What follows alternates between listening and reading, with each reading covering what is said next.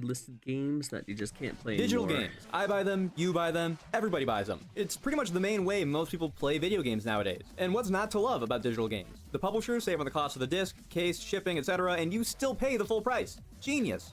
All joking aside though, digital gaming is for the most part extremely convenient.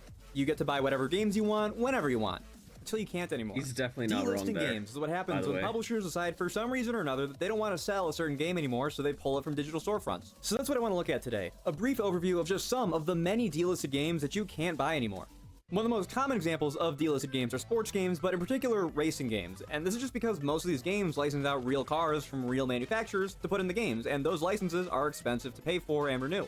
The main series that come to mind with racing games are F1, Forza Motorsport Horizon, and Gran Turismo. These franchises release games frequently enough, and especially F1, which is a yearly franchise like 2K or COD, that most people move on to whatever the new entry is by the time that an older one gets taken down.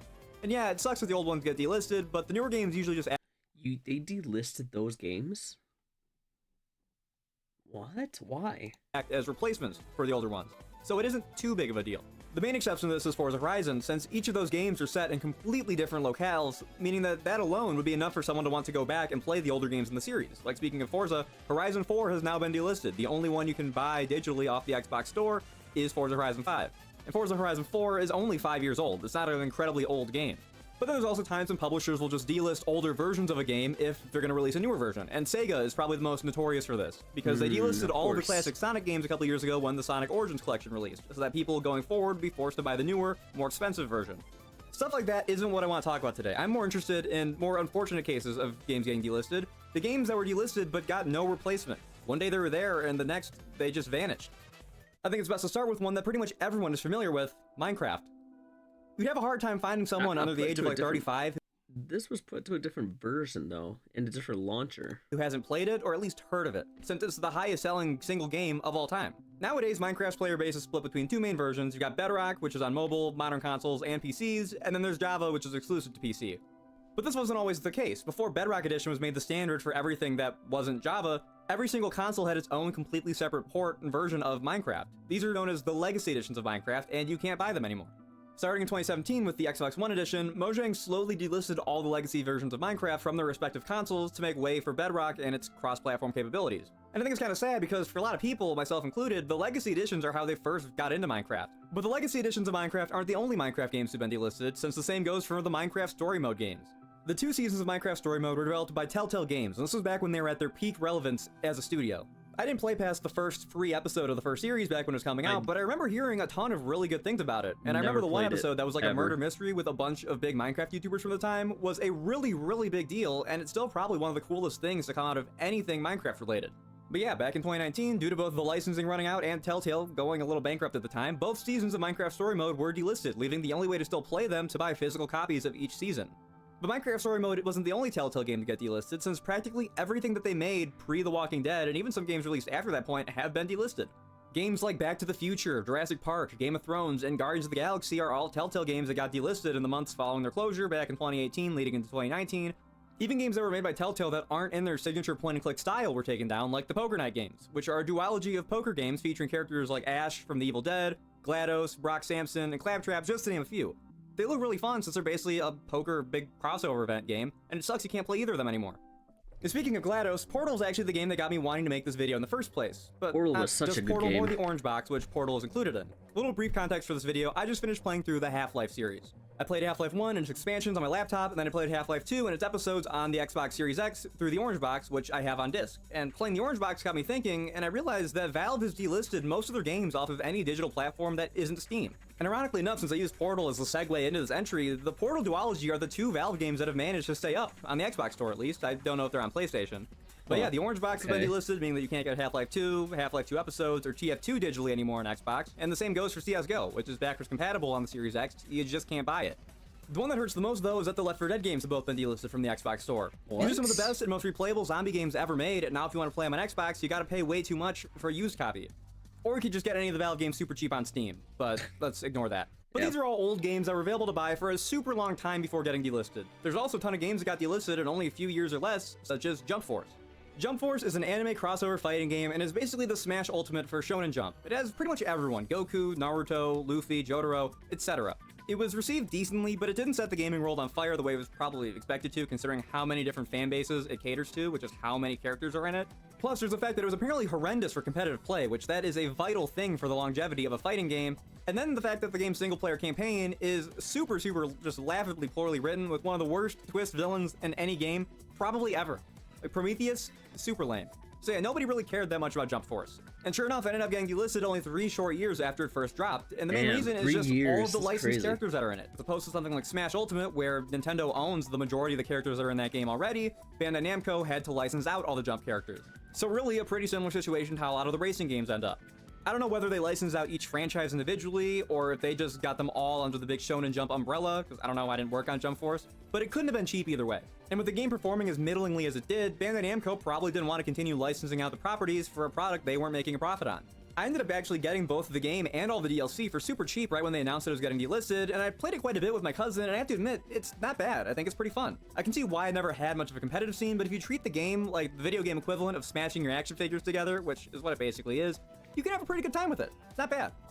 Trademark and licensing It's all perspective, I think. Every game is all on perspective, and the fact that we as players are too harsh on games, especially now, it kind of defeats the purpose of gaming, doesn't it? The main recurring reason for why games get delisted, but it isn't always just because someone doesn't want to keep paying for the license anymore.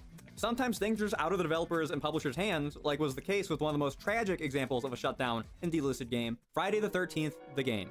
This was one of the first asymmetrical horror games to really hit the gaming scene, since it dropped less than a full year after Dead by Daylight did.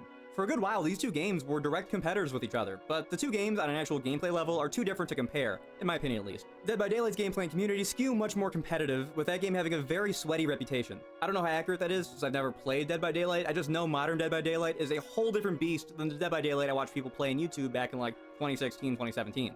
Friday the 13th was just always a lot more casual of a game than Dead by Daylight. It was just a pretty simple 1v7 game where Jason tries to kill all the counselors, who have several ways of escaping, like calling the cops, or repairing one of the several cars found around the map and driving away.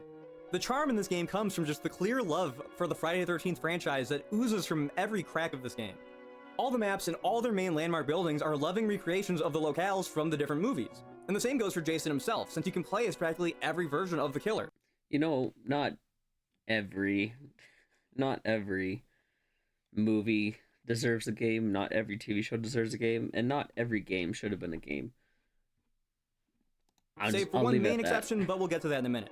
They even added content from Friday the 13th Part 5 in an update, including a new map and a new character so that you can play as Roy, who is the paramedic copycat Jason from Part 5, which is the very polarizing outlier Friday the 13th movie after Jason died but before he came back as a zombie in Part 6.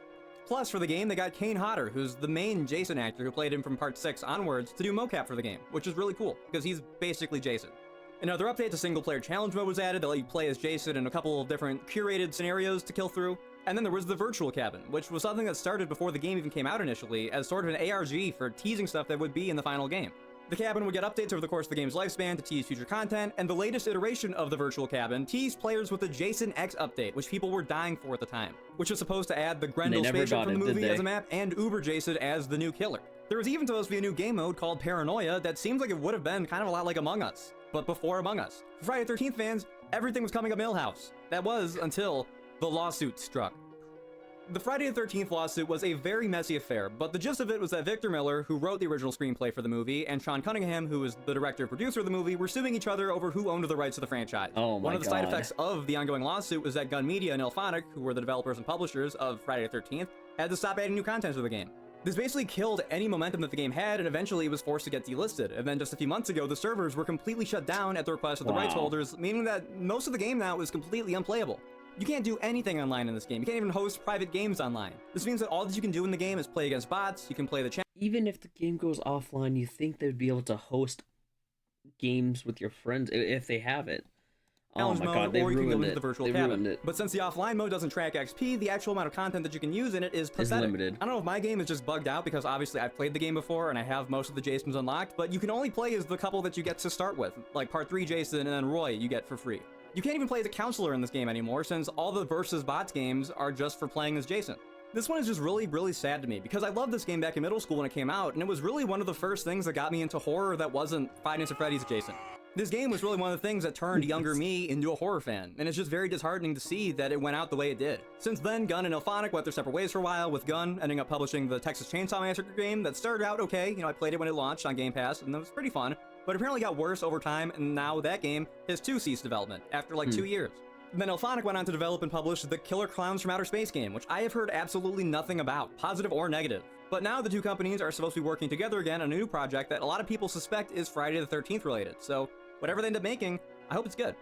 While Friday the 13th the game was still live, it was a beloved fixture of the series and was really one of the main things that helped to keep interest in the series going and really scratch an itch for a lot of people. But on the other hand, you have some games that didn't seem to do anything right in the short time they were up, like Marvel's The Avengers. This game was announced back in 2017, which was really when the MCU was starting to hit its peak level of popularity, so this game really had a lot of hype behind it.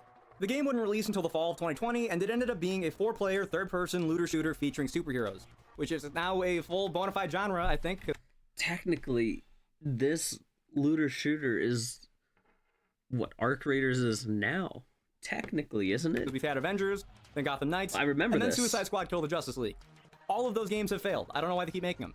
The Avengers was on sale for like $2.99, $3.99 right before it got delisted, and I decided to scoop it up, seeing as that would be my last chance. And I probably should have spent that money on some better things. One nice thing I'll say is that all the cosmetics that you would have otherwise had to spend money or premium currency on have just been unlocked for everybody, which is a really good gesture that I think most games that are getting shut down should do. On the other hand, if you're one of the poor people who spent actual money on skins and battle passes for this game, you might feel a little differently about it. So that's just how I feel, not having played the game until it got shut down. And I think it's cool, all the different outfits from all the different movies and comics that are here for all the different playable characters. But I'm also like that so I can wear the Winter Soldier suit as Captain America, which is the best suit in the MCU, and I will die on that hill. But you know what isn't so nice, though? The rest of the game. This is just one of the most mediocre and just uninspired games I have ever played. And I know it doesn't get better once you beat the campaign and start doing post-game content, since that's one of the main critiques I heard about this game, was that it has no real post-game. This game is just a huge example of wasted potential. If they just made a normal 4-player co-op game that was sort of Arkham-esque and didn't have the looter shooter elements, it probably could have been much better received. But we can't have that. Every game needs to be like Fortnite with battle passes and skins and endless repetitive missions so the game never ends. He's not wrong. Play Marvel's Avengers forever. Genuinely not wrong. At least that's what the publishers thought would be the case. Obviously it wasn't. The game failed long-term and got delisted 3 years after launch. But if you ask me, it was a well-deserved failure because I'm still a little mad that I can't play as Spider-Man on the Xbox. So, thank you, Sony, for being so greedy with your character. But speaking of Sony, there's the latest example of a delisted game, and it was the internet's punching bag last summer when it came out, Conquer. So Sony, they don't do everything right, because this was their $400 million answer to Overwatch. It released, and clearly Sony expected it to be the next big thing, since they did a decent bit of marketing. It even had a whole episode of that sequel level show, the Amazon Prime show, where each episode... When was this video posted? 6 months ago? I don't even remember this. So 6 months ago, if this was being recorded in January, 6 months ago would have been June. And then he said a year ago, so that would have been of 24. I don't remember this. It was based off a different video game dedicated to it. Conquer finally released to thundering, I never played it since hero shooters aren't really my thing, but reviews were middling and sales were shittling, with it being estimated the game only sold 25,000 copies. Yes, sold, because this is a game that was supposed to compete with Overwatch 2, which is a free game, and it costs $40. And sure, it's not full price, and honestly now, $40 seems like a bargain with the price getting shot up to $80 for some games now. But most people who are into hero shooters are probably already playing Overwatch or TF2 if they're on PC. Conquered sales were horrendous in general, but were especially bad when you consider the game's huge budget, and it's led to the game getting shut down in only 2 weeks, which I'm pretty sure is a record. You can't buy the game anymore, and people who bought the game on disc now basically have either a $40 bookend if they keep the game in the case, or a $40 coaster if they want to just leave the disc lying around. Sony's attempt to kill Overwatch just completely blew up in their faces, and Overwatch remained the king of hero shooters for a few more months until Rivals came out and completely stole Overwatch's fan base. But that's the thing with all the games I've mentioned so far, is you can still get them on disc, meaning that you can usually still play these games in some degree, though you may not be able to buy stuff like DLC. Not all games are fortunate enough to get physical runs nowadays, meaning that some games get delisted, and that's it. There's no legal way to acquire them ever again. Probably the most famous example of this is PT from back in 2014. This was a short demo that released on the PSN store that just had you walking through a looping hallway while scary stuff happens to you. PT stands for Playable Teaser, but it also stands for Puzzle Thingy, since that's what PT really was. It was a puzzle to solve. Once you solved it, you were able to escape the house and find out that you've been playing as Norman Reedus the whole time, and that PT was secretly a demo for the upcoming Everyone was playing this game back in the day, and you would watch so many YouTube videos of this, and by the time you, pass 5-6 videos, you're like, okay, I get it now. Right, you not understand the game, but like the jump scares don't mean anything. Silent But Hill game. oh my god, It I would have been called remember. Silent Hills, and it was supposed to be a collaborative work between Hideo Kojima and film director Guillermo del Toro, which in retrospect, that would have been awesome. But you probably are already familiar with how the story ends. Kojima and Konami have a falling out during the development of Metal Gear Solid 5, Kojima leaves the company, and Silent Hills was cancelled, although thankfully Kojima, Reedus, and del Toro would eventually all collaborate again on Death Stranding. Mm-hmm. PT was delisted Better in game 2015, but the impact Better it has game. on horror games, especially indie horror, cannot be understated. PT was lightning in a bottle, and it was huge on the internet with basically every Let's Player at the time making videos on it. It was kind of like Slender or FNAF, which PT actually came out less than a full week before Five Nights at Freddy's, which completely boggles my mind because I think of these games being released years apart from one another. But once Silent Hills was canceled, plenty of games tried to fill the void, with most of them either getting canceled or just not living up to expectations. I never played PT myself, since I was only 8 years old when it came out and I didn't have a PS4, but the game that has come closest to replicating PT is Resident Evil Village, and particularly the House Beneviento section. That is the single scariest level of any video game I have ever played, and I'll probably make a video on it someday. Maybe it's a Halloween special this year. But the original PT is now lost to the ether. There are plenty of fan remakes, and you could probably emulate it. I don't know what PS4 emulation looks like nowadays, but I bet you can probably run PT.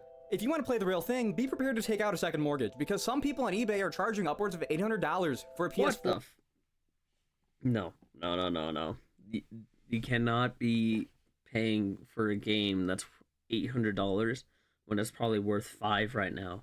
Why? That has PT installed, and I would not be surprised if when the game was still more popular, people were charging 4 figures for it. No sane person should spend that much to play a single demo, no matter how good that demo is. Then there's a pair of games made by Platinum Games, who are the developers behind Bayonetta, Metal Gear Rising, and the upcoming Ninja Gaiden 4. They made 2 digital-only tie-in games, The Legend of Korra and Transformers Devastation. Personally, I'm more interested in Legend of Korra since I'm just bigger into Avatar than I am Transformers, but both games are delisted at the same time in 2017 due to unrenewed licenses. The licensing strikes again. No idea. The worst thing about these 2 games is that they were never printed physically, so much like PT, you have to get a console or an account that has already purchased the game. You can also buy Steam keys for the Legend of Korra game, but those cost over $300, which again, that's too much to pay for any game. And there's also a 3DS Legend of Korra game, but that is obviously a completely different game from the console version that most people would want to play. 3DS, man. Legend what of Korra a lets you play as Korra between seasons 2 and 3 of the show, so by that point she's basically fully realized and her powers are mostly fully developed, making for some really fun-looking gameplay. And Transformers Devastation is a game set in the universe of the original cartoon, which I imagine is really fun for fans of classic Transformers. And it sucks because I, and I assume a lot of other people, didn't know these games even existed until they were already made unavailable. Especially with the resurgence in popularity that Avatar had in 2020 during the early parts of the pandemic, really bringing a lot of new eyes to the franchise. Apparently both these games are really fun, and I have no doubts that they are, since again, they're made by Platinum Games, who make really fun games. Except for Babylon's Fall, which is also now delisted and totally shut down. On the bright side, Babylon's Fall did last a bit longer than Conquered, which, you know, that's something to brag about, I think. But sometimes games get delisted, and against all odds, they come back. However rarely it may happen. Scott Pilgrim vs. the World, the game, was a tie-in beat-em-up game that tied in with the Scott Pilgrim movie back in 2010. The several games he's mentioned so far, I have never even heard of. Right? Like, Telltale games I have, Valve I haven't. This one I didn't. Jump Force, Friday the 13th I knew of. Avengers, it came, like, it finally brought back memories. Concord, memories of like that. It was advertised. Concord never heard of. PT, I remember. The digital only games, we get it. But oh my god. It was a digital-only title, so like, when it was delisted in 2014, that seemed like it was the end of Scott Pilgrim vs. the World, the game. And people were devastated because Scott Pilgrim has a very big cult fan base, and the game is apparently really, really well made. I mean, the game is also a work of art to look at. The sprite work here is phenomenal. For a long time, and honestly probably to this day, for a lot of people, Scott Pilgrim was the go-to example of a delisted game. And then, the unthinkable happened. In 2021, Scott Pilgrim vs. the World, the game got an official re-release in the form of Scott Pilgrim vs. the World, the game, the Complete Edition. On top of that, it was even printed physically this time to ensure that the game would not get delisted and lost again. But it did. A couple of LEGO games, particularly the LEGO Middle-earth games, Lord of the Rings and The Hobbit, were delisted in 2018 due to licenses expiring, but they were relisted the following year in 2019 due to licenses being renewed. And looping back to Telltale, they actually had all of their games delisted for a little while after they closed down, including The Walking Dead, Tales from the Borderlands, Batman, like everything. Everything was gone. Well, the Walking Dead games, the Batman games, dude, why? Those are such good games. Sadly, many of their games are still delisted. Most of the big ones, like The Walking Dead, Wolf Among Us, etc., were relisted again once the studio reopened and started to find their footing again. So there's still some hope, however slim, that maybe someday we can see some of their older games get re-released in some way, shape, or form. But there are even some games that have been delisted again after being relisted, like the Deadpool game. The game first launched in 2013 for the PS3, 360, and PC, and is a pretty standard hack and slash game that is completely carried by its characters, the most obvious one being Deadpool. The game didn't do super well critically or commercially, and it ended up being delisted by the end of 2013, only 6 months or so since it launched, due to what else? Activision not renewing their license to Deadpool and the other Marvel characters that are Oh in the my game. gosh. I think the big reason that this game kind of flopped the first time is just because Deadpool wasn't as much of a household name at this point. True. Basically, all of his appearances outside of comics at this point were him showing up in someone else's show or game, like Spider-Man. I mean, he's also in X-Men Origins before this, but we do not talk about that version of Deadpool. But then Deadpool got his own movie, which introduced him to a bunch of new people, and it skyrocketed his popularity. And so, to help tie in with the movie, Activision relicensed the character and remastered and re-released the game for the Xbox One, PS4, and put it back up on PC in late 20. So maybe it was ahead of its time, right? Deadpool was ahead of its time. It's like Blade, Daredevil, a whole bunch of these guys. It's all ahead of their time. If they showed what they made then and remade it now, obviously, which they have, it does better. So it's ahead of its time. To, cash in on the movie, which came out a couple months later. And I'm assuming that the game did at least a little bit better while it was re-released, since it stayed up longer than it did the first time. But, as you know, it was delisted again in 2017, practically 2 years to the day since it was relisted. Apparently the game was briefly relisted on Steam to tie in with Deadpool 2, but other than that, there's been no signs that it'll ever come back. If it was going to, it probably would have been when Deadpool and Wolverine released, which obviously did not happen, although the release of that movie did cause the prices of physical copies of the Deadpool game to shoot up in price, making it even harder to get your hands on than it was before. So while games do occasionally get relisted, it's by no means common, and even if a game does come back, there's no guarantee it won't get delisted again. And I basically just stuck to big, notable titles that released on consoles. There's hundreds of games that only released on PC and have met a similar fate. It's not even to mention when entire digital storefronts get shut down, like how when the 360 store shut down not too long ago, it rendered every game that isn't backwards compatible unpurchasable. Games getting delisted is one of the reasons why I really like physical media. Call me old-fashioned, but I like owning the games I play. And it's True. one of the reasons why I think games should continue getting printed physically, and that physical should at least remain an option for preservation's sake, so that more games do not get lost to time. That's basically all I have to talk about for today. Are there any other games that you think that I missed, notable or otherwise? I used delistedgames.com for research and for getting exact dates for this video, since they have a very comprehensive database of games that have been delisted, and some of the ones on there might shock you. If you're interested in the topic and you have some time to kill, I recommend you go check it out. But anyways, that's all for today. If you enjoyed the video, please consider leaving a... I can't even think of games that have been delisted or haven't been shown on anything in years, right? If I come across it, maybe I'll remember it, but I can't think of anything. You never really think about how many games have been gone and delisted until it's brought up, and then you're like, oh shit, man, like they actually got rid of these games. Like, where did the time go?